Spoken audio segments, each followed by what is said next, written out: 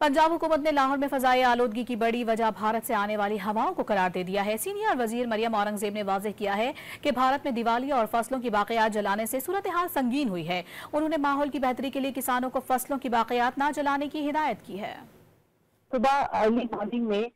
Wind की direction दोबारा से ईस्टर्न कॉरिडोर जो दिल्ली, इंडिया, अमृतसर से होता हुआ, चंडीगढ़ से होता हुआ वाघा की तरफ आता है और फिर जो बॉर्डरिंग एरियाज हैं पाकिस्तान के विद इंडिया, उसका 1800 के ऊपर AQI चला गया और लाहौर सेंटर में जो था वो 1000 से तजावुज कर गया।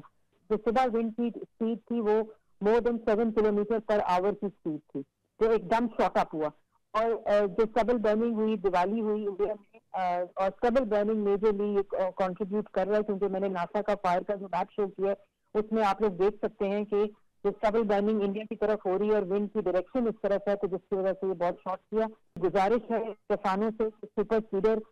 इस्तेमाल करें, स्प्रेड करें, मुंजी जलाएं मत, और अगर करेंगे तो अरेस्ट भी हो रहे हैं, फाइन्स भी हो रहे हैं। स्पेशल स्कूल्स तो बंद किए हैं जहाँ बच्चों को ब्रोंकाइटिस वगैरह, स्पेशल एजुकेशन के जो स्कूल हैं जहाँ रेस्पिरेटरी डिजीजेस की प्रॉब्लम भी है